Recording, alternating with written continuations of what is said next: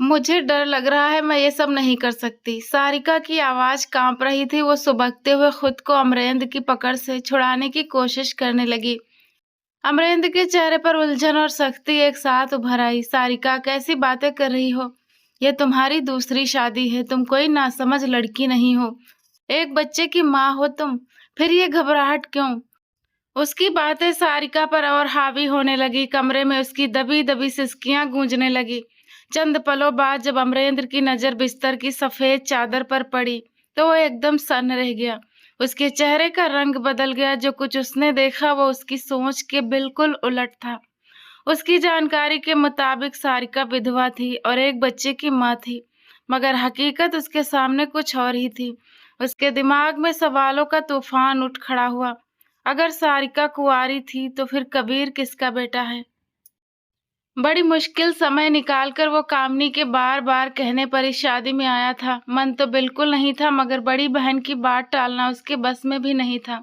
शादी का हाल रंग बिरंगी रोशनियों से जगमगा रहा था और हर तरफ सजी संवरी लड़कियों की भीड़ थी। ये कामिनी की ननद की शादी थी, इसीलिए पूरा परिवार और रिश्तेदार मौजूद थे। वो भीड़ से जरा हटकर एक कोने की कुर्सी पर जा बैठा। मोबाइल फोन लगातार बज रहा था।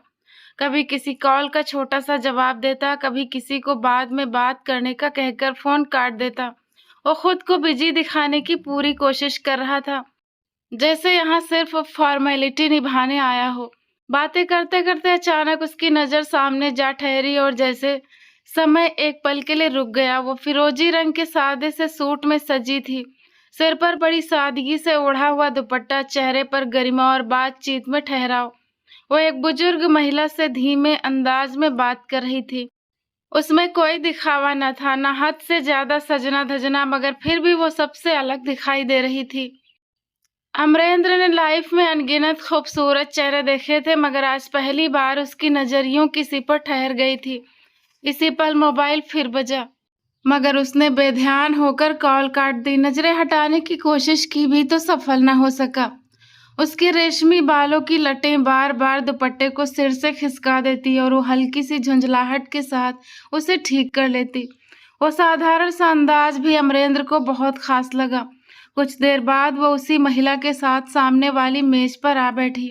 अब वो बिल्कुल उसके सामने थी। अमरेंद्र चाहे भी तो नजरें चुरा नहीं सकता था। वो जानता था कि किसी लड़की को यूं देखते रहना उसके मिजाज के खिलाफ है। वो हमेशा खुद पर कंट्रोल रखने वाला इंसान था, मगर आज दिल ने जैसे उसके सारे तर्क और नियम पीछे छोड़ दिए थे। उसे अचानक कामिनी की बात याद आई। तुम्हारे मिजाज से मिलने वाली लड़की न जाने आसमान से टपकेगी या जमीन से निकलेगी। शादी में आओगे तो शायद तुम्हें खुद समझ आ जाए। अगर नहीं आए और किसी को पसंद ना किया तो मैं तुमसे नाराज हो जाऊंगी। वो हल्का सा मुस्कुरा दिया था उस वक्त, मगर अब उसे महसूस हो रहा था कि शायद कामिनी ठीक कह रही थी। वो इस शादी में महज रस्म निभाने आया था, मगर यहाँ आकर कुछ बदल सा गया था। दिल के किसी कोने में एक कोमल सी आवाज उभरी। शायद यही वो है जिसकी तलाश तो मैं खुद भी थी। उसकी नजरें बेचैनी से हॉल में कामिनी को ढूंढ रही थी। दिल चाह रहा था फौरन उसके पास जाकर इस फिरोजी कपड़ों वाली लड़की के बारे में सब कुछ पूछ ले। वो कौन है, किसकी बेटी है, कहाँ से आई है, मगर किस्मत को शायद कुछ और ही मंजूर था। अचानक एक नन्हा सा बच्चा डगमगाते कदमों से दौड़ता हुआ आया और मम्मा कहता हुआ उस लड़की से लिपट गया। वो पल अमरेंद्र पर बिजली बनकर गिरा। लड़की के चेहरे पर फौरन एक प्यारी सी मुस्कुराहट फैल गई। उसने झुककर अपनी दोनों बाहें फैला दी और बच्चे को लाड से गले लगा लिया। उसके अंदाज में अपनापन था, जुड़ाव था और एक ऐसा रिश्ता था जिसने अमरेंद्र के सारे सपने एक ही पल में तोड़ दिए। तो वो शादीशुदा है। यकीनन उसका पति भी कहीं आसपास होगा, शायद मेहमानों में घुला मिला खड़ा हो या किसी मेज पर बैठा हो। ये विचार आते ही अमरेंद्र के भीतर कुछ बिखर सा गया। लाइफ में पहली बार कोई चेहरा दिल को यूं छूकर गुजरा था और पहली बार वो चेहरा किसी और की अमानत निकला। वो अपने बेटे से हंसते हुए बातें कर रही थी। जब वो मुस्कुराती तो उसके गाल में पड़ने वाला गहरा सा डिम्पल अमरेंद्र के दिल पर अजीब सा असर छोड़ता। वो खुद पर हैरान था कि चंद पलों की इस झलक ने उसे इस कदर बेबस क्यों कर दिया है। महफिल की रौनक अचानक फीकी लगने लगी। शोर, ठहाके, रोशनियों की चमक सब बेकार सा महसूस होने लगा। वो उठने ही वाला था कि एक और लड़की उसके करीब आई और उससे बोली, सारिका दीदी बुला रही हैं। सारिका, ये नाम उसके कान में जैसे देर तक गूंजता रहा। जितनी अट्रैक्टिव वो खुद थी, उसका नाम उससे भी ज्यादा सुंदर लगा। अमरेंद्र ने मन ही मन इस नाम को दोहराया, जैसे इसे यादों में बसा लेना चाहता हो, मगर फौरन इस सच्चाई ने उसे झकझोर दिया। वो किसी की पत्नी है, किसी के घर की खुशी, इस नन्हे बच्चे की माँ। सारिका ने अपने बेटे की उंगली थामी और उठ खड़ी हुई। वो उसके करीब से गुजरी तो एक हल्की सी खुशबू उसे छू गई। अमरेंद्र बिना इच्छा के भी सांस रोक कर रह गया, जैसे इस पल को थाम लेना चाहता हो। वो फौरन कामिनी को तलाश करने लगा, मगर चंद कदम चलकर हैरान रह गया। सारिका तो कामिनी के पास ही खड़ी थी, शायद वो विदा लेने आई थी। अमरेंद्र धीरे धीरे करीब हुआ तो उसकी कोमल और मधुर आवाज सुनाई दी, दीदी प्लीज मुझे जाने दे, कबीर बहुत तंग कर रहा है। कामिनी ने हल्के उलाहने के अंदाज में कहा, अभी तो तुम्हारी सहेली की विदाई भी नहीं हुई और तुम्हें जाने की जल्दी है। ये अच्छी बात नहीं है सारिका। वो मुस्कुराई, मगर उस मुस्कुराहट में माफी भी शामिल थी। मैं फिर आऊंगी दीदी, पक्का प्रॉमिस। बस अभी जाना जरूरी है। उसने आगे बढ़कर कामिनी को गले लगाया और फिर अपने बेटे को गोद में उठाया और पलट गई। चंद पलों में वो भीड़ में खो गई, जैसे आई भी थी तो सिर्फ एक झलक दिखाने के लिए। अमरेंद्र वहीं खड़ा रह गया, न उसने कुछ पूछा न कुछ कहा, बस दिल ही दिल में एक अनजाना सा दर्द महसूस करता। पहली बार दिल ने किसी को चुना था और पहली बार ही वो पसंद उसकी किस्मत में न थी। रोशनियों से जगमगाता हॉल अब उसे खाली सा लग रहा था। वो तेज कदमों से कामिनी के पास आया और चेहरे पर गंभीरता ओढ़े बोला, दीदी मुझे जाने दीजिए, एक जरूरी काम याद आ गया है, मुझे निकलना होगा। कामिनी ने भौहें चढ़ाई, अभी से? आज सबको क्या हो गया है, एक एक करके सब जा रहे हैं। और हाँ, जिस मकसद के लिए तुम्हें बुलाया था वो पूरा हुआ या नहीं? किसी पर नजर ठहरी? वो जरा झुककर कानाफूसी में पूछ रही थी। अमरेंद्र ने हल्का सा मुंह बनाया, नजर तो ठहरी थी मगर बेकार गया सब। वो शादीशुदा निकली। मेरा यहाँ आना फालतू रहा। उसके लहजे में छिपी निराशा साफ महसूस हो रही थी। कामिनी फौरन चौंकी, कौन कौन है वो, मुझे भी तो बताओ, कहाँ बैठी है वो इधर उधर देखने लगी। अमरेंद्र ने ठंडी सांस भरी, ओ दीदी ढूंढना बंद करें, वो जा चुकी है, अभी चंद मिनट पहले आपके पास ही खड़ी थी। मेरे पास? कामिनी की आंखें अचरज से फैल गई, किसकी बात कर रहे हो तुम? सारिका की? अमरेंद्र ने धीमे लहजे में कहा, जितनी वो सुंदर है उसका नाम उससे भी ज्यादा सुंदर है, मगर दीदी मुझे शोभा नहीं देता कि मैं किसी शादीशुदा को इस तरह देखूं। बस आप जाने दीजिए, मैं चलता हूँ। वो पलटने ही वाला था कि कामिनी ने ऊंचे स्वर में कहा, एक मिनट अमरेंद्र। वो रुका। कामिनी चंद पल उसे देखती रही, जैसे कोई जरूरी बात कहने से पहले शब्द चुन रही हो। सारिका शादीशुदा जरूर थी, मगर उसका पति अब इस दुनिया में नहीं है, वो एक विधवा है। ये सुनना था कि अमरेंद्र फौरन मुड़ा। उसकी आंखों में हैरानी भी थी और अचानक उभरती हुई उम्मीद की रोशनी भी। आप सच कह रही हैं? विश्वास और अविश्वास के बीच झूलती आवाज में उसने पूछा। कामिनी ने गहरी सांस ली, हाँ सच। मगर अमरेंद्र, क्या तुम एक विधवा से शादी करोगे? क्या वो तुम्हें वाकई इतनी पसंद आई है?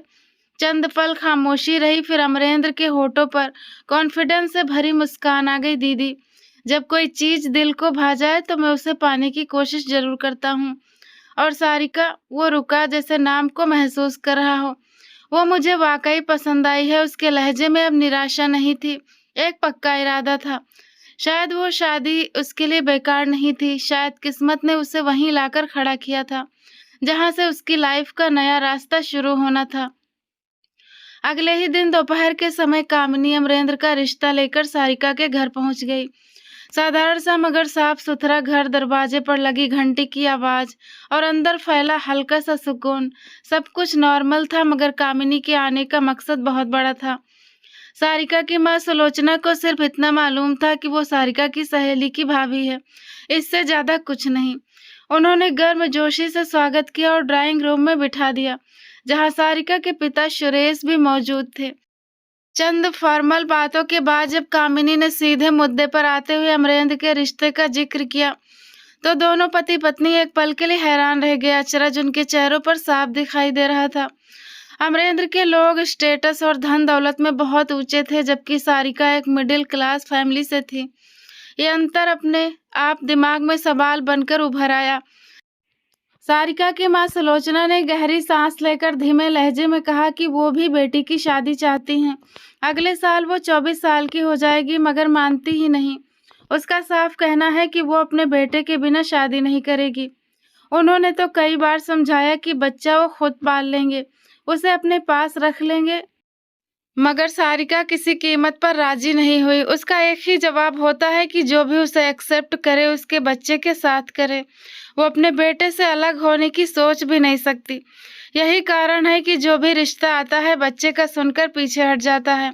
बात करते करते उनकी आवाज में थकान और आंखों में उदासी उतर आई।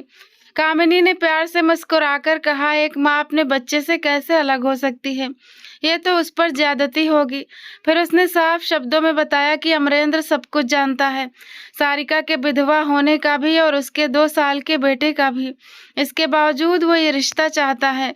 रसोई में खड़ी सारिका ये सब सुन रही थी। चाय की ट्रे तैयार करते हुए उसके हाथ एक पल को रुक गए।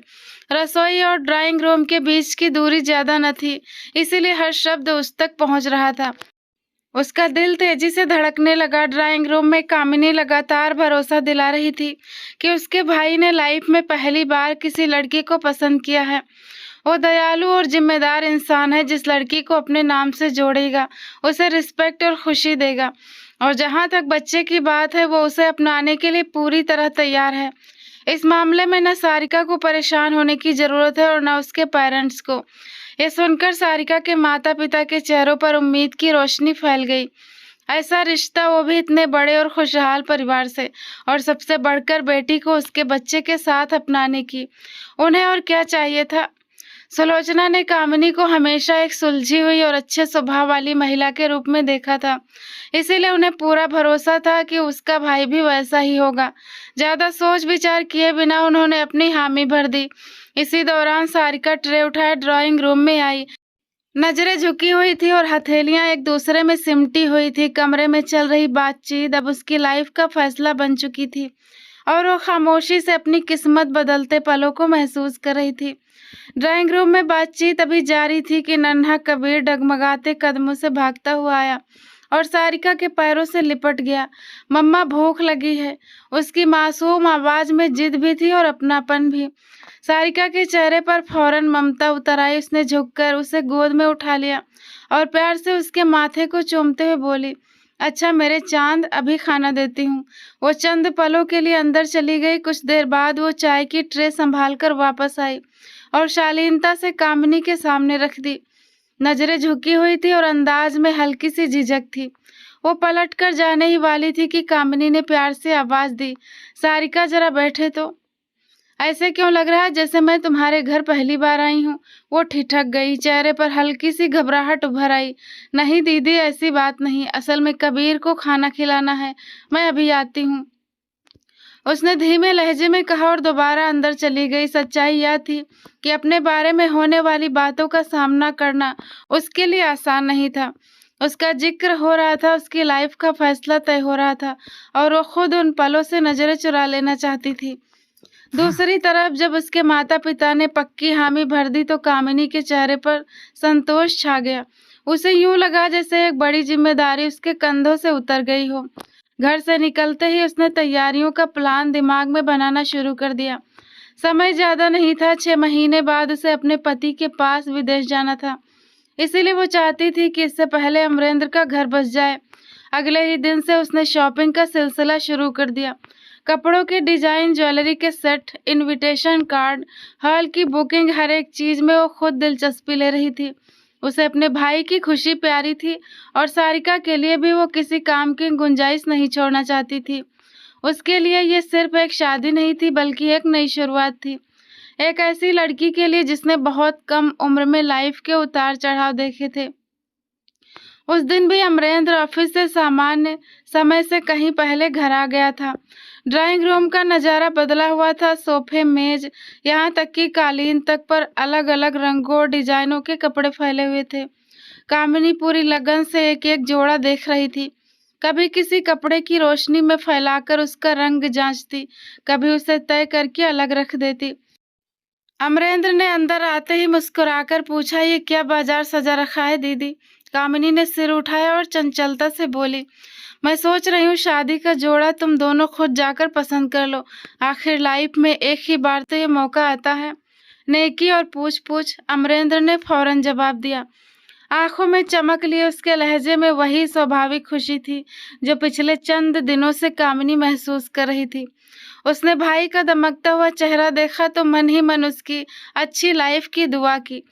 इसी जोश में उसने फौरन सुलोचना जी को फोन मिलाया और अपना आइडिया दिया, मगर जवाब उम्मीद के उलट था। वहां से बड़ी विनम्रता से मना कर दिया गया। सारिका इस बात के लिए तैयार नहीं थी कि वो अमरेंद्र के साथ जाकर अपनी शादी का जोड़ा पसंद करे। फोन बंद होते ही कमरे का माहौल कुछ बदल सा गया। क्यों? अमरेंद्र के चेहरे पर चिंता उभर आई। वो खुश नहीं था क्या इस रिश्ते से? कामिनी जरा घबरा गई। नहीं नहीं, ऐसी बात नहीं है। उसके माता पिता तो बहुत खुश हैं। उन्होंने तो फौरन हाँ कर दी थी। वो एक पल रुकी, फिर संजीदगी से बोली, हो सकता है वो स्वभाव से शर्मीली हो। तुमने देखा नहीं कितनी सादगी से रहती है। फिर ये भी तो सोचो, वो पहले ही एक शादी का एक्सपीरियंस कर चुकी है। समाज की नजरें, लोगों की बातें, शायद वो किसी तरह का शो ऑफ नहीं चाहती। मुमकिन है उसे लगता हो कि इस तरह जाना ठीक नहीं। अमरेंद्र ने गहरी सांस ली। बात में दम था मगर दिल मानने को तैयार न था। उसे सारिका में कहीं भी वो भारीपन नजर नहीं आया था जो आमतौर पर दुखों से गुजरी महिलाओं के चेहरों पर होता है। उसे तो वो ऐसी लगी थी जैसे सुबह की कोमल धूप, ताजा, चमकदार और जिंदगी से भरपूर। कोई अंदाजा ही नहीं लगा सकता था कि वो 1-2 साल के बच्चे की माँ है या पास्ट में विधवा हो चुकी है। वो कुछ पल खामोश रहा, फिर धीरे से बोला, मैं नहीं चाहता वो किसी प्रेशर में आकर ये शादी करे, मगर उसके दिल में जरा सी भी हिचकिचाहट है तो मुझे जानना होगा। कामिनी ने प्यार से उसका हाथ थामा। दिल छोटा ना करो। हर लड़की की अपनी फीलिंग्स दिखाने का तरीका अलग होता है। हो सकता है वो बस सावधानी बरत रही हो। अमरेंद्र ने सिर हिलाया, मगर उसके भीतर एक बेचैनी जन्म ले चुकी थी। वो सारिका को पाने के लिए पहले से ही बेकरार था और अब ये हल्की सी दूरी उसकी चाहत को और बढ़ा रही थी। उसे महसूस हो रहा था कि जितना वो उसे समझने की कोशिश करता है उतना ही उसकी तरफ खिंचता चला जाता है। आखिरकार शादी के बाद वो पल आ गया जब सारिका लाल जोड़े में अमरेंद्र के साथ बैठी थी, सिर पर दुपट्टा, हाथों में रची मेहंदी और झुकी हुई नजरें। वो बेहद खूबसूरत लग रही थी। अमरेंद्र की उम्र 31 साल थी, सारिका 24 साल की, मगर उस समय उसका हाल किसी 18 साल के लड़के जैसा था। दिल तेजी से धड़क रहा था। वो बार बार चोरी छिपे उसे देख रहा था और नजर हटाना मुश्किल हो रहा था। वो जानबूझकर जरा सा उसके करीब होकर बैठा जैसे उसका कंधा उससे छुए। सारिका हल्का सा पीछे सरक गई। उसके हाथ कांप रहे थे और चेहरे पर हल्की सी घबराहट साफ दिखाई दे रही थी। मेकअप के बावजूद माथे पर नन्ही नन्ही पसीने की बूंदें चमक रही थी। वो बहुत शर्मीली और संस्कारी लग रही थी। इसी समय नन्हा कबीर दौड़ता हुआ आया और अपनी माँ से लिपट गया। अमरेंद्र चौंक गया। एक पल के लिए वो वाकई भूल गया था कि सारिका का एक बेटा भी है। उसने बच्चे को देखा, फिर सारिका को। दिल में एक विचार आया मगर उसने फौरन खुद को संभाल लिया। अगर उसे सारिका को खुश रखना है तो कबीर को भी दिल से अपनाना होगा। वो आगे बढ़ा और कबीर को अपनी गोद में उठा लिया। बच्चा गोल मटोल और बड़ी आंखों वाला था। अजनबी चेहरा देखकर वो कुछ घबरा सा गया। सुलोचना जी फौरन आगे बढ़ी कि बच्चे को ले ले, मगर अमरेंद्र ने नरमी से कहा, रहने दीजिए माँ जी, मैं संभाल लूंगा। सारिका खामोशी से ये सब देख रही थी। उसने आज पहली बार अमरेंद्र को इतने करीब से देखा था। उसका लहजा कोमल था और बच्चे के साथ उसका व्यवहार अपनेपन से भरा था। सारिका के दिल की धड़कन तेज थी मगर पहले जैसी घबराहट अब नहीं रही थी। कुछ देर बाद विदाई की तैयारियां शुरू हो गई। घर में रोने और सिसकियों की आवाजें गूंजने लगी। अमरेंद्र भी उठ खड़ा हुआ। वो सारिका और कबीर दोनों को अपने साथ ले जाने वाला था। यह उसकी नई लाइफ की शुरुआत थी और वो इस पल का बेसब्री से इंतजार कर रहा था। बेटा, मेरी बेटी अब तुम्हारे हवाले है। इसे हमेशा खुश रखना, कभी इसका दिल न दुखाना। ये बहुत आज्ञाकारी और नेक दिल है, बड़ी मासूम और समझदार। आज मैं इसे तुम्हें सौंप रहा हूँ। सारिका के पिता सुरेश की आवाज भर आई थी। उन्होंने कांपता हुआ हाथ उसके सिर पर रखा तो वो खुद को संभाल न सकी। अगले ही पल पिता के गले लगकर फूट फूट कर रोने लगी। सुलोचना जी की हालत भी अलग न थी। आंखें लाल हो चुकी थी और आंसू थमने का नाम नहीं ले रहे थे। परिवार का हर सदस्य इस माहौल में भावुक था। कामिनी आगे बढ़कर सुलोचना जी को सांत्वना दे रही थी और बार बार विश्वास दिला रही थी कि अमरेंद्र सारिका को बहुत खुश रखेगा। वो एक जिम्मेदार और अच्छे दिल का इंसान है, उसे कभी कोई तकलीफ नहीं देगा। अमरेंद्र ये सब शांति से देख रहा था। उसने लाइफ में पहली बार किसी विदाई के सीन को इतनी गहराई से महसूस किया था। खुशी और जुदाई का यह मिला जुला पल उसके लिए नया था। आखिरकार सारिका को गाड़ी तक लाया गया। वो आंसुओं में भीगी झुकी नजरों के साथ आकर अमरेंद्र के पास बैठ गई। बस गाड़ी का दरवाजा बंद हुआ तो बाहर का शोर धीरे धीरे धीमा हो गया। अमरेंद्र ने आहिस्ता से उसका हाथ थाम लिया। उसकी हथेली पसीने से भीगी हुई थी और हल्की सी कांप रही थी। उसने कोमलता से उसका हाथ दबाया, जैसे खामोशी से विश्वास दिला रहा हो कि वो अकेली नहीं है। सारिका ने चौंक कर उसकी तरफ देखा, फिर नजरें झुका ली। धीरे धीरे उसके आंसू थम गए। दिल में उठती जुदाई की तकलीफ अब एक नई झिझक और अनजाने सफर की सोच में बदल रही थी। गाड़ी आगे बढ़ चुकी थी और उसकी लाइफ भी। कामिनी ने सारिका को आराम से अमरेंद्र के कमरे में बिठा दिया। कमरा सजा हुआ था, हल्की रोशनी फैली हुई थी। सारिका का दिल तेजी से धड़क रहा था। वो बिस्तर के किनारे सिमट कर बैठ गई, दोनों हाथ आपस में जकड़े हुए। कामिनी दरवाजे के करीब रुकी, फिर कोमल लहजे में बोली, सारिका मुझे तुमसे एक बात करनी है, अगर तुम बुरा ना मानो तो। आज की रात कबीर को मेरे पास रहने दो, मैं प्रॉमिस करती हूँ उसका पूरा ख्याल रखूंगी। आज अमरेंद्र की लाइफ की बहुत स्पेशल रात है। मैं चाहती हूँ तुम किसी टेंशन में ना रहो और आराम से उसके साथ समय बिताओ। क्या तुम्हें कोई ऐतराज तो नहीं? सारिका ने एक पल को चौंक कर उसकी तरफ देखा। उसे याद आया कि उसकी माँ ने भी विदाई से पहले बहुत सी बातें समझाई थी। पति का हक, उनका सम्मान, नए घर की जिम्मेदारियां। चंद पलों के बाद उसने आहिस्ता से ना में सिर हिला दिया। जी दीदी, लेकिन सिर्फ आज की रात में कबीर के बिना एक मिनट भी चैन से नहीं सोती। मुझे उसके बिना नींद नहीं आती। उसकी आवाज में सच्चाई और माँ वाली फिक्र साफ झलक रही थी। कामिनी हल्का सा मुस्कुरा दी। जाहिर है वो तुम्हारी संतान है। माँ को अपने बच्चे के बिना कहाँ चैन मिलता है। मैं तुम्हारी फीलिंग समझ सकती हूँ, मेरे भी 3 बच्चे हैं। वो प्यार से उसके गाल को छूकर बोली, चिंता मत करो, कबीर बिल्कुल ठीक रहेगा, तुम बस खुद को रिलैक्स रखो। ये कहकर कामिनी ने उसे आराम से बैठने के लिए कहा, दरवाजा धीरे से बंद किया और बाहर से लॉक करके चली गई।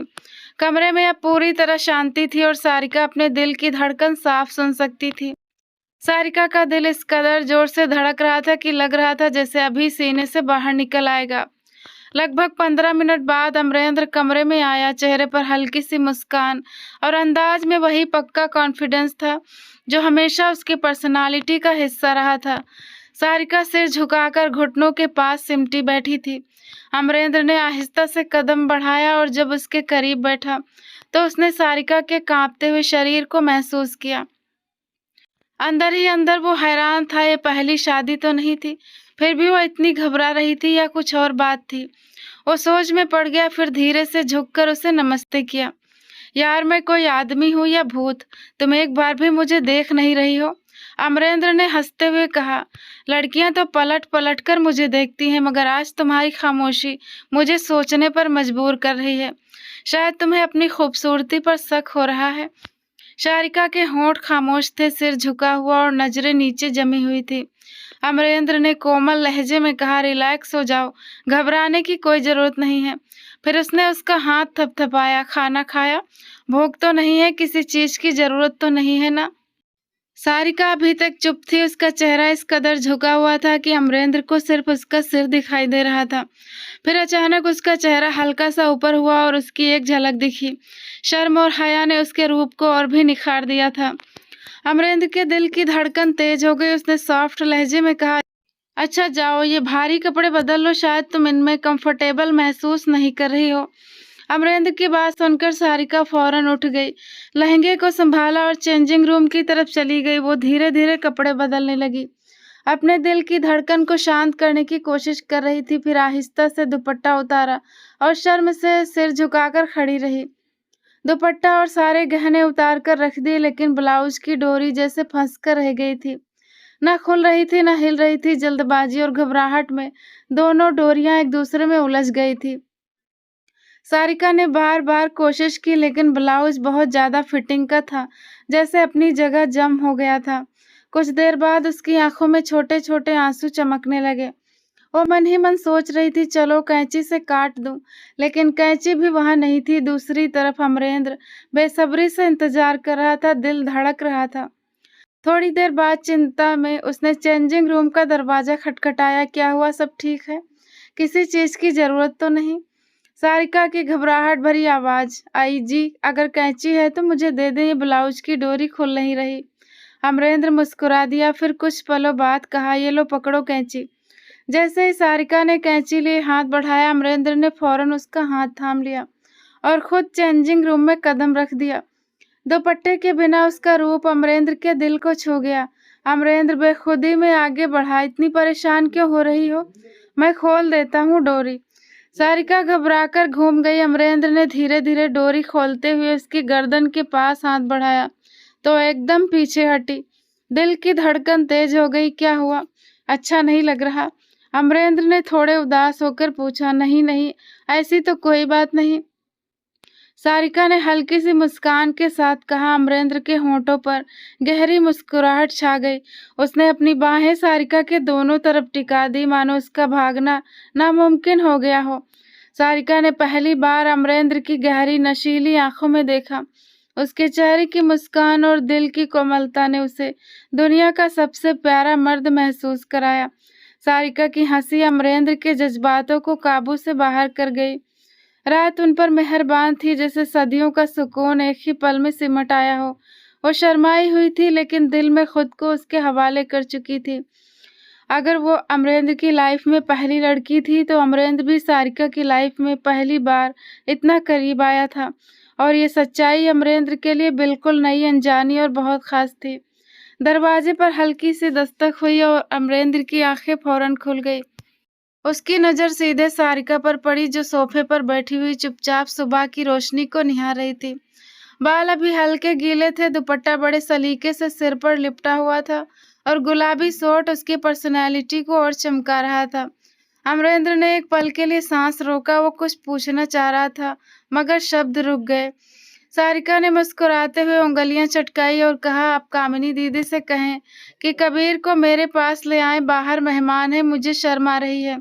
अमरेंद्र ने प्यार से कहा, आओ मेरे पास बैठो। वो चुपचाप उसके करीब जाकर बैठ गई। अमरेंद्र की नजरें उसके मेहंदी लगे हाथों पर थी और दिल बेकरार था। फिर उसने धीरे से कहा, मैं तुमसे एक बात पूछना चाहता हूँ। तुम भी जानती हो कि अगर ये कोई और होता तो शायद पूछ भी ना पाता। सारिका जानती थी कि वो ये सवाल जरूर करेगा। उसका दिल पहले ही तैयार था। तुम तो कुंवारी हो, फिर ये बच्चा किसका है? सारिका खामोश रही। उसने अपने होंठ भींचे, आंखों में नमी थी और दिल धड़क रहा था। डर था कि अगर अमरेंद्र ने गुस्सा किया तो क्या होगा। अंदर से वो जानती थी कि ये बच्चा उसका है, उसने इसे बहुत प्यार से पाला है। अमरेंद्र कुछ पल चुप रहा, फिर गंभीर होकर बोला, सारिका, सच्चाई मुझे मालूम हो गई है। तुम बिल्कुल पवित्र हो, बस मुझे सच सच बताओ, ये बच्चा किसका है? सारिका की आंखें आंसुओं से भर गई। अमरेंद्र ने फौरन अपने हाथों से उसके आंसू साफ किए।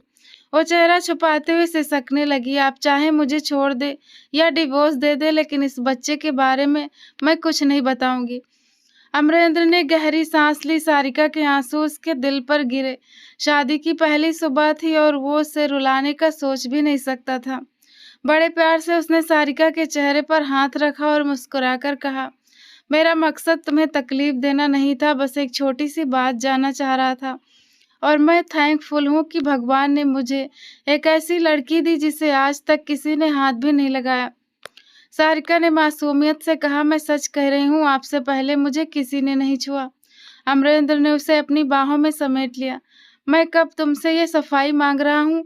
आज तुमसे सिर्फ एक बात पूछी और वादा है कि दोबारा कभी ये सवाल नहीं पूछूंगा। उसने सारिका के आंसू अपनी मोहब्बत से पोंछ दिए। सारिका का साथ पाकर अमरेंद्र की दुनिया बदल गई थी। अब ऑफिस में भी दिल काम पर नहीं लगता था, हर वक्त उसी का ख्याल दिलो दिमाग पर छाया रहता। वो वक्त से पहले घर आ जाता और सारा काम मैनेजर के हवाले कर देता, बस ये देखने के लिए कि सारिका कितनी खुश है। अमरेंद्र जो लड़कियों से दूर भागने वाला इंसान था, अब सिर्फ एक लड़की की मौजूदगी से अपनी पूरी दुनिया पा चुका था। अभी शादी को ज्यादा समय नहीं हुआ था, इसीलिए हर पल एक अलग ही चाहत और बेताबी से भरा हुआ था। रात को कबीर खेलता रहता, सोने का नाम नहीं ले रहा था। यार, कब सोएगा ये जालिम कबाब में हड्डी। अमरेंद्र हंसते हुए कह रहा था। सारिका जोर से हंसी और कबीर को मम्मा कहते देखकर अमरेंद्र का दिल पिघल गया। वो बच्चा उसके लिए बहुत प्यारा हो गया था। उस दिन के बाद अमरेंद्र ने कबीर के बारे में सारिका से कोई सवाल नहीं किया, क्योंकि उसने बच्चे को पूरी मोहब्बत से एक्सेप्ट कर लिया था। रात के 4 बजे कबीर सो गया। अमरेंद्र ने पहले ही उसका कमरा बहुत खूबसूरत तरीके से डेकोरेट करवाया था। दुनिया के सारे खिलौने, हर सुख सुविधा उसके लिए मौजूद थी। सारिका ने पहली बार जब कबीर का कमरा देखा था तो खुशी से उसकी आंखों में आंसू आ गए थे। अरे भाई, ये आंसू कैसे? अमरेंद्र ने फौरन उसके आंसू साफ किए। पता नहीं मैंने अपनी लाइफ में क्या ऐसी नेकी की थी कि भगवान ने मुझे तुम जैसा हमसफर दिया, सारिका ने भारी आवाज में कहा। अमरेंद्र हर पल उसके साथ था, न सिर्फ उसकी जरूरत की हर चीज पूरी करता, बल्कि कबीर को भी हर जगह अपने साथ ले जाता। उस दिन भी वो सारिका को एक रेस्टोरेंट ले गया। वहां खाना खाते समय पीछे बैठी लड़कियों की फुसफुसाहट उनके कानों में पड़ी। वाह, कितना क्यूट कपल है और बच्चा भी बहुत प्यारा। सारिका लड़कियों की बात पर हंस पड़ी और अमरेंद्र ने उसे प्यार से देखा। दिन ब दिन उसकी मोहब्बत सारिका को और निखार रही थी।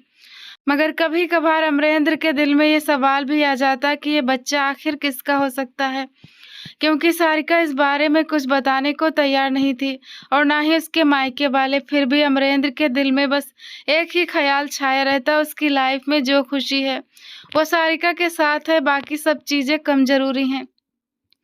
एक दिन सारिका ने खुद अमरेंद्र से कह दिया, मैंने इस बच्चे की खातिर शादी न करने का फैसला किया था। मैं जानती थी कि इस समाज में कोई मर्द मुझे और बच्चे को एक साथ एक्सेप्ट नहीं करेगा।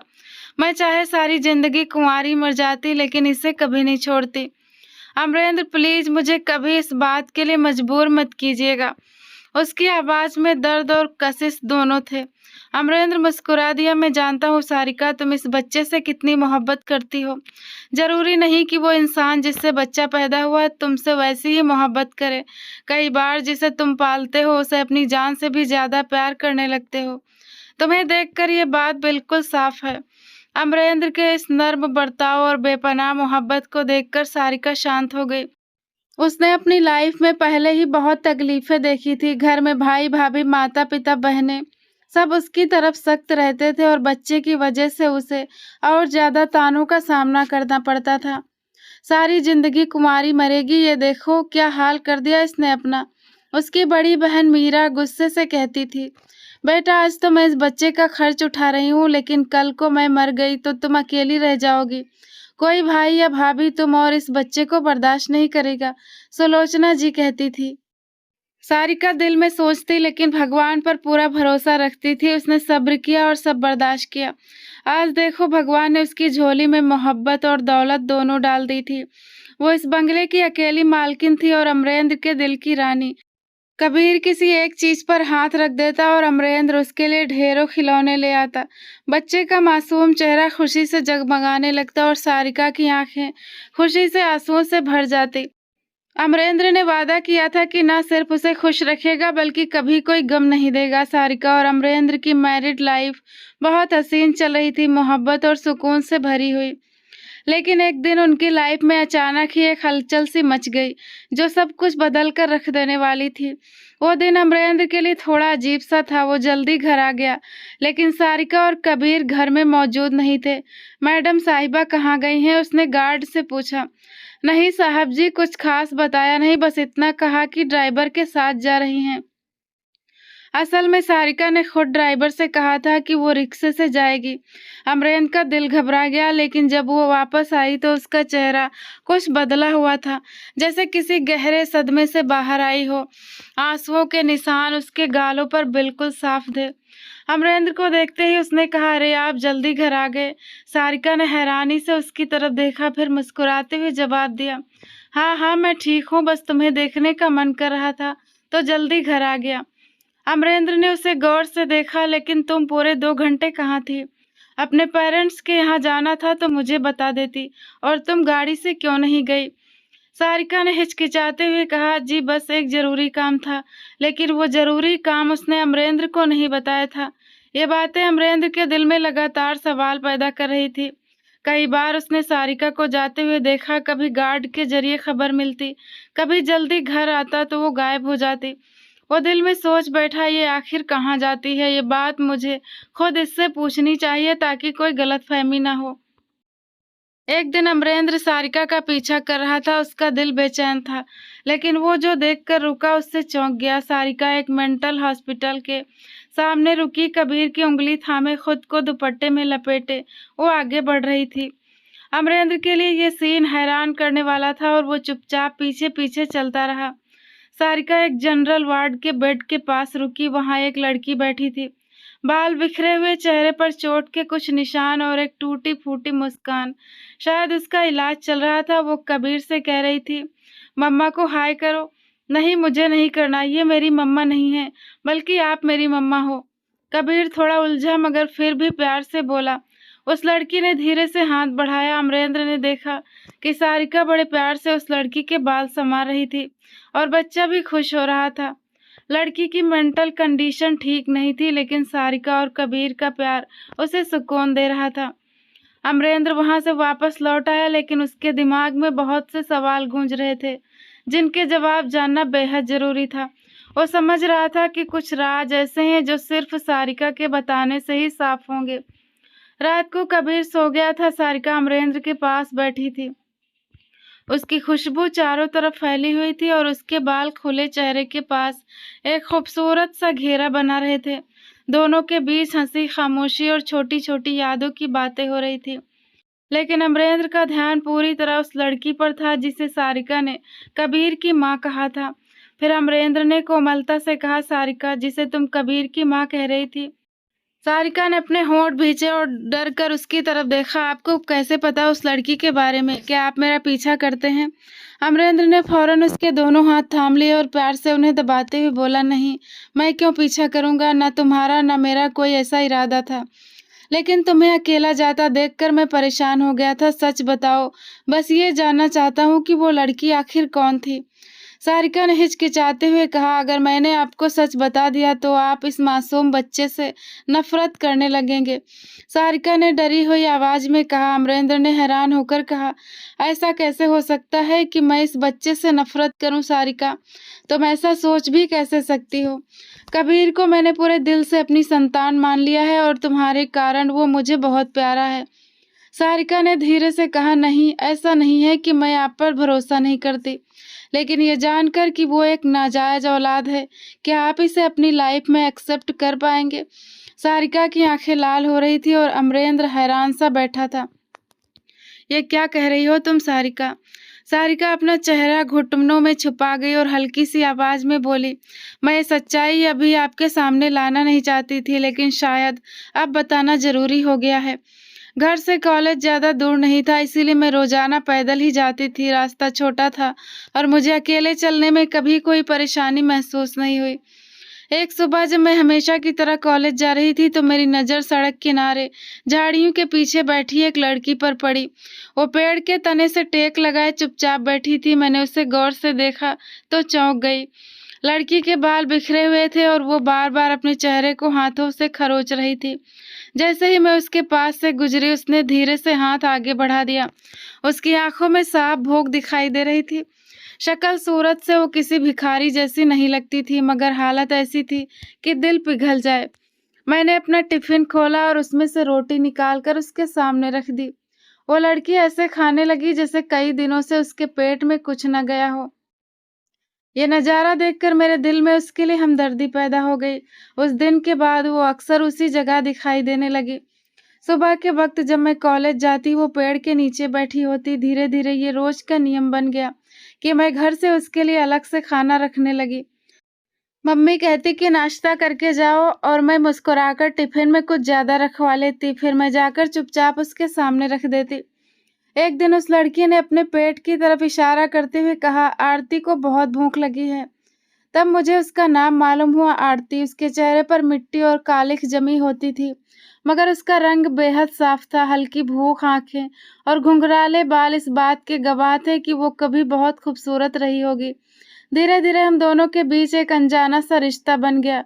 मुझे रोज उसे देखने की आदत सी पड़ गई। मगर एक दिन जब मैं झाड़ियों के पास पहुंची तो वहां से रोने की आवाज आ रही थी। आरती वहीं बैठी रो रही थी। क्या हुआ आरती, क्यों रो रही हो? मैं घबराकर उसके पास बैठी। आरती कभी अपने गाल को हाथ लगाती, कभी ठोड़ी को, फिर पेट की तरफ इशारा करके बोली, यहाँ दर्द है, बहुत दर्द है आरती को। उसकी आंखों में आंसू भरे हुए थे। इसी पल मेरी नजर उसके कपड़ों पर पड़ी तो मेरी सांस रुक गई। उसके कपड़े खून से सने हुए थे। ये नजारा देखकर मेरा दिल दहल गया। किसी ने उस मासूम और बेबस लड़की के साथ बहुत बड़ा जुल्म किया था।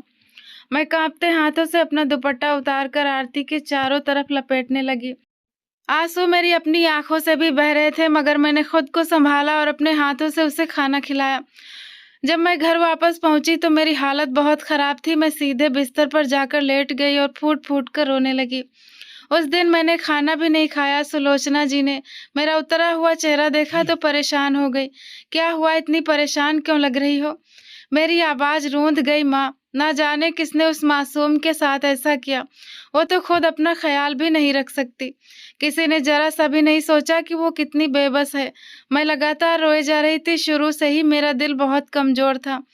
घर वालों का ख्याल रखने वाली, पिता की आज्ञाकारी और सब्र करने वाली बेटी को आज पहली बार इस कदर टूटा देखकर माँ घबरा गई। क्या हुआ, किसके बारे में कह रही हो? किसी के साथ कुछ बुरा हुआ है क्या? कौन थी वो तुम्हारी? मैंने आंसू पोंछने की कोशिश की, मगर आवाज कांप रही थी। मेरी कोई नहीं थी माँ, मगर भगवान की बनाई हुई इंसान तो थी ना। उसने किसी का क्या बिगाड़ा था? मैं लगातार रोती रही। सुलोचना जी ने परेशानी में सिर थाम लिया। उस रात मेरी आंख नहीं लगी। हर बार आंख बंद करती तो आरती का वो रोता हुआ चेहरा सामने आ जाता। फिर दिन गुजरते गए। कई महीनों तक आरती कहीं दिखाई नहीं दी। न वो पेड़ के नीचे बैठी नजर आती, न झाड़ियों के पीछे। मैं जब भी उस रास्ते से गुजरती बिना इच्छा के भी इधर उधर देखती, मगर वो जगह खाली होती। वक्त के साथ मैं अपनी पढ़ाई में बिजी हो गई। कॉलेज का आखिरी साल था, इसीलिए मैंने खुद को किताबों में उलझा लिया और कुछ समय के लिए इस दुख को दिल के किसी कोने में दबा दिया। एक दोपहर में उसी रास्ते से गुजर रही थी। आमतौर पर इस वक्त वहां सन्नाटा होता था और मैं तेजी से कदम बढ़ा लेती थी, मगर आज अचानक मेरे कदम रुक गए। झाड़ियों के पीछे से किसी नवजात बच्चे के रोने की आवाज आ रही थी। मेरा दिल जोर से धड़का। चंद कदम आगे बढ़कर जो नजारा मैंने देखा, उससे मेरे होश उड़ गए। एक नन्हा सा बच्चा जमीन पर बिना किसी सहारे के पड़ा तड़प रहा था और थोड़ी दूर पर आरती अधमरी हालत में लेटी थी। हालात साफ बता रहे थे कि उसने अभी कुछ ही पलों पहले बच्चे को जन्म दिया है। मेरे हाथ कांपने लगे। इतने महीनों से गायब आरती आज यहाँ थी और इस हालत में। मैं समझ नहीं पाई कि वो इस जगह क्यों आई थी। इसी समय पास से एक बुजुर्ग महिला गुजरी। मैंने घबराकर आवाज दी, अम्मा, भगवान के लिए मेरी मदद करें, वहाँ एक लड़की पड़ी है। वो महिला फौरन मेरे साथ झाड़ियों की तरफ आई। वो भगवान को याद करती हुई आरती को संभालने लगी और फिर बच्चे को एक कपड़े में लपेट लिया। आरती लगभग बेहोश पड़ी थी, जैसे उसे कुछ होश ही ना हो। बुजुर्ग महिला ने अफसोस से सिर हिलाया। देखो, इस बेचारी को लोगों ने इससे भी नहीं छोड़ा। मैं तो कहती हूँ ऐसे बच्चे को पैदा होते ही क्यों नहीं मार देते, क्यों छोड़ देते हैं इस दुनिया में। जिसने इसकी माँ के साथ ये जुल्म किया है वो इस बच्चे को भी नहीं छोड़ेगा। ये सुनकर मेरे रोंगटे खड़े हो गए। मैंने फौरन उस नन्हे से बच्चे को अपनी बाहों में समेट लिया। वो गोरा और गुलाबी रंग का एक सुंदर और हेल्दी बच्चा था, गोल मटोल सा, जो जोर जोर से रो रहा था। आप क्या कह रही हैं अम्मा? नहीं, मैं इसे कुछ नहीं होने दूंगी। मेरी आवाज में एक अलग ही मजबूती थी। उस महिला ने इधर उधर नजर दौड़ाई। अभी लोग इकट्ठा हो जाएंगे, फिर ना जाने क्या फैसला करेंगे। अगर इसकी जान बचानी है तो इसे अपने साथ ले जाओ। मैंने एक पल के लिए आरती की तरफ देखा, वो बिना किसी हलचल के पड़ी थी। फिर मैंने बच्चे को और मजबूती से सीने से लगा लिया। न मैंने ज़्यादा कुछ सोचा और न किसी से सलाह ली। मैं तेजी से कदम बढ़ाती हुई बच्चे को अपने साथ घर ले आई। रास्ते भर मेरे दिमाग में सवाल गूंजते रहे, मगर दिल ने फैसला कर लिया था। शायद मुझे खुद भी मालूम नहीं था कि मैंने ये कदम क्यों उठाया, मगर मैंने तय कर लिया था कि इस मासूम को मैं इस दुनिया के रहमो करम पर नहीं छोड़ूंगी। सुलोचना जी चिल्लाई, तुम्हारा दिमाग तो ठीक है सारिका। कुंवारी होकर इस बच्चे को पालोगी, लोग क्या कहेंगे? हर उंगली तुम्हारी तरफ उठेगी, सब यही समझेंगी कि ये बच्चा तुम्हारा है। घर में जैसे तूफान आ गया था। रिश्तेदारों की बातें, पड़ोसियों के ताने सब एक साथ मुझ पर बरस रहे थे, मगर मैं सबके सामने सीधी खड़ी थी। आंखों में आंसू जरूर थे, मगर लहजा मजबूत था। मैं कुछ नहीं जानती, ये बच्चा उस लड़की का है जिसके साथ जुल्म हुआ। वो खुद दिमाग से ठीक नहीं था, उसे क्या मालूम उसके साथ क्या हुआ और ये बच्चा कैसे दुनिया में आया। अगर उस दरिंदे को पता चल गया कि बच्चा जिंदा है तो वो इसे भी खत्म कर देगा। मैं ऐसा नहीं होने दूंगी, मैं इसे खुद पाल लूंगी। मेरे लहजे में ऐसा संकल्प था कि एक पल को सब खामोश हो गए। मगर सुलोचना जिसे बर्दाश्त नहीं हुआ, उन्होंने गुस्से में मेरे मुंह पर थप्पड़ मार दिया। एक नाजायज बच्चे को अपना नाम दोगी, कल को ये बड़ा होगा, लोग इसे ताने देंगे, वो खुद जीते जी मर जाएंगे। मैंने आंसू साफ किए और पहली बार माँ की आंखों में आंखें डालकर बोली, ऐसा नहीं होगा। सच क्या है मैं ये जानती हूँ और आप जानती हैं, आज के बाद कोई इस बच्चे को कुछ नहीं कहेगा। इसकी माँ सारिका है। ये ऐलान मैंने सबके सामने किया था। उस दिन के बाद मैं किसी बहस के पीछे नहीं हटी। पिताजी के सामने जाकर साफ कह दिया, मैं नौकरी करूंगी और इस बच्चे को खुद पाल लूंगी, आप चिंता न करें। ना मेरे खर्च की ना इसके। मेरे पिताजी ने देर तक मुझे देखा और फिर धीरे से मेरे सिर पर हाथ रख दिया। जब तक मैं जिंदा हूँ तुम्हें किसी खर्चे की चिंता करने की जरूरत नहीं है। अगर ये तुम्हारा फैसला है तो मैं तुम्हारे साथ हूँ। इस तरह वो नन्हा सा बच्चा मेरी गोद में पलने लगा। वो सिर्फ 1 घंटे का था जब मैंने पहली बार उसे सीने से लगाया था। रातों को जाग जाग कर मैंने कबीर को संभाला। मुझे बच्चों की परवरिश का कोई एक्सपीरियंस नहीं था, मगर जैसे ही मैंने फैसला किया, मेरे अंदर एक नई हिम्मत पैदा हो गई। मैं खुद भी हैरान होती थी कि एक कुंवारी लड़की कैसे माँ बन गई। आरती उसके बाद कभी नजर नहीं आई, ना मालूम कहाँ चली गई। कभी कभी मैं सोचती हूँ कि शायद वो सिर्फ अपने बच्चे को उसी जगह जन्म देने आई थी जैसे उस मासूम की किस्मत उसे मेरी चौखट तक ले आई हो। वक्त गुजरता रहा, किसी ने कबीर को कोई कभी ताना नहीं दिया, क्योंकि सब जानते थे कि वो सारिका का बेटा है। मैं उसकी माँ भी बनी और पिता भी। मैंने अपने माता पिता से साफ कह दिया था कि जो भी मुझसे शादी करेगा उसे इस बच्चे को भी एक्सेप्ट करना होगा, वरना मैं शादी नहीं करूंगी। और फिर एक दिन ये सौभाग्य अमरेंद्र के हिस्से में आया। उन्होंने ना सिर्फ मुझे अपनाया बल्कि कबीर को भी दिल से स्वीकार कर लिया। अमरेंद्र गहरी खामोशी के साथ सब सुनता रहा। सारिका की आवाज में ठहराव था, मगर आंखों में नमी साफ दिखाई दे रही थी। जब उसने बात पूरी की तो कुछ पलों तक कमरे में बिल्कुल शांति छाई रही। फिर वो धीरे से बोली, शायद भगवान ने मेरी इस छोटी सी नेकी को स्वीकार कर लिया, तभी तो मुझे आप जैसा हमसफर मिला। आप सिर्फ दिखने में नहीं, दिल से भी बहुत खूबसूरत हैं। बस एक वादा करें, कभी कबीर को ये एहसास न होने दे कि उसके जन्म पर कोई सवाल उठाया जा सकता है। अमरेंद्र ने फौरन उसके हाथ अपने हाथों में ले लिए। उसकी पकड़ मजबूत मगर प्यार से भरी थी। कबीर मेरे लिए सिर्फ तुम्हारा बेटा नहीं, मेरा अपना बेटा है।